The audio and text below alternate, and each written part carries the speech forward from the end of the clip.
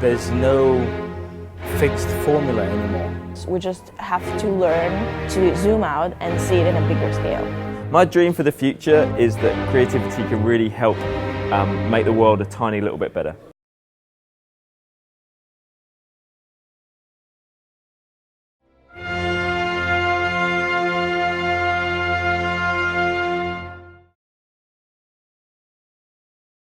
I don't know how many people work at Facebook, but I would guess that 50 to 75% of those jobs didn't exist before Facebook existed. Over the next few years, 47% of all jobs will become automated through algorithms. But creativity is one of those jobs that you can't automate, or you can't automate yet, and I don't think you'll ever be able to automate it in our generation. So what I'm really excited about is I think the value of creativity and the value of innovation is just going to grow, and it's going to become a more valuable commodity and a more respected commodity, which is really exciting.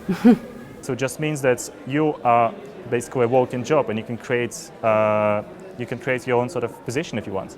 There is no need to look for something else. So I think this idea that there's no fixed formula anymore, I think that's the biggest change that we're going to have. Like, formal education of the academic path that you choose is not really that important. I'm not saying that you shouldn't go study at a university. It's great, and it's probably important to your general education. That everyone is sort of starting to create their own jobs, or at least a lot of young people are, and I think that's really exciting, because if they start to define what jobs are still missing, brands and companies have to listen. You just have to be flexible and just sort of accept the fact that there's no, the job titles that you used to know are no longer, you no longer get a job when you're young and then you stay in the same job for the next 30 or 40 years. So it is expected of you, and you also should be excited about the fact that you can do whatever you want as long as you're committed and you just dedicate your time and so your effort and maybe a bit of money as well,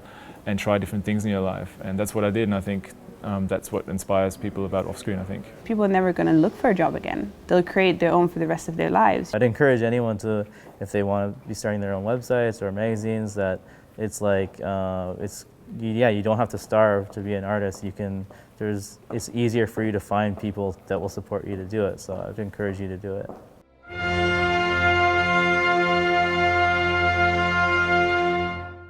I think there is an important thing that people always forget, and it is to zoom out. Yes, we can do all these amazing things, but it's also really important to take a step back sometimes and just take it all in and realize, this is awesome, we're living in a really exciting time, and just don't throw it out the window by just being burnt out at the end of the day, right? So just slow down a little bit and appreciate what we have. The idea of not only paving over the past, but creating new paths is a definite thing that we all know will happen, but we just don't know what is going to happen when we get there. And we could be angry and saying that all these artists, all these designers are not doing anything that is really helping people's lives. But if you really zoom out, if you learn to be patient and learn to understand that some things take more time than you think and they really make an impact a little later, you really see that. First of all, creative industries will become industries #1 in terms of creative and economic output. And we see that in major creative hotspots of the world's creative economy is growing much faster than all the other segments of economy. For instance, in London, as far as I understand, as far as I remember, creative economy is growing like 16% faster than banking and finances, which shows that there is a hell lot of potential of actually for these industries to define the sort of the next years to come. So the impact of creative economies, it happens. We just have to learn to zoom out and see it in a bigger scale.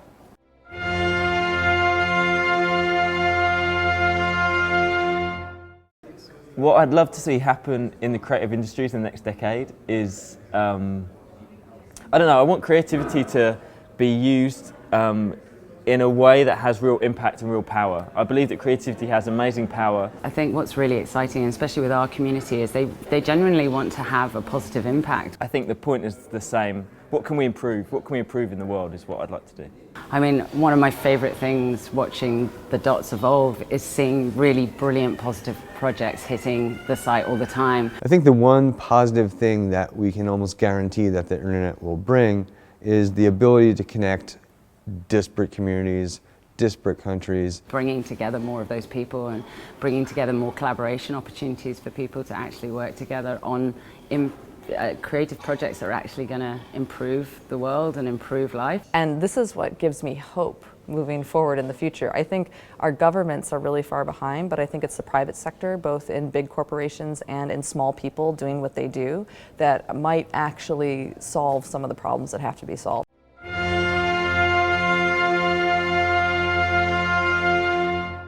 My dream for the future is that creativity can really help make the world a tiny little bit better.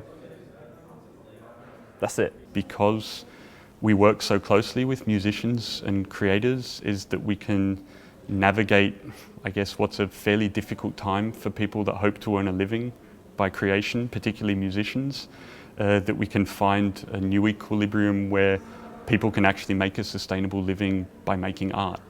Because if they can't, it's kind of a tragedy for all of us.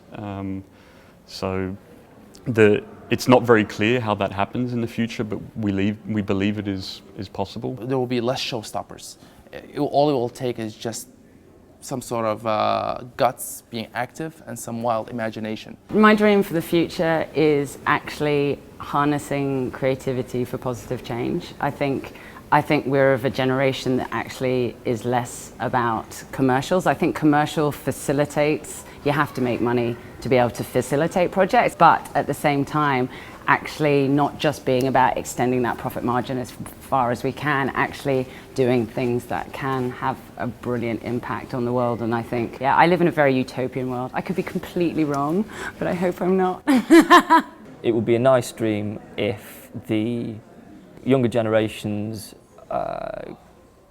could continue to use the internet as a means of ensuring that their voice and their desire for equality and transparency in society could really take off and make a worthwhile change. So my dream for the future within this industry is definitely to sort of see more people start their own thing and create their own platform for getting their voice heard, getting the people voices who they think needs to be heard. Well, my wish is that we don't judge people by color. That is actually, hopefully, like we just judge by their work and how they execute. I don't really have a specific dream for my life, but it's something that I've always felt ever since I was a little kid. I've always wanted to live a big life, whatever that means, and however that takes form. So a big life for me is not having a certain job, and it's not having my company do certain things, but it's about that feeling when you're walking down the street or you leave work for the day and you just feel like the trees are really green and the sky's really blue and you're just kind of on fire. That to me is what living a big life is all about. So that's what I measure myself against every day. It's not about making money, it's not about being rich, it's not about being incredibly successful. It's about just being on fire in your soul and knowing that like you're waking up every day excited. And that's really my dream. If I could sustain that for the rest of my life, that would be ridiculously awesome. That'd be great.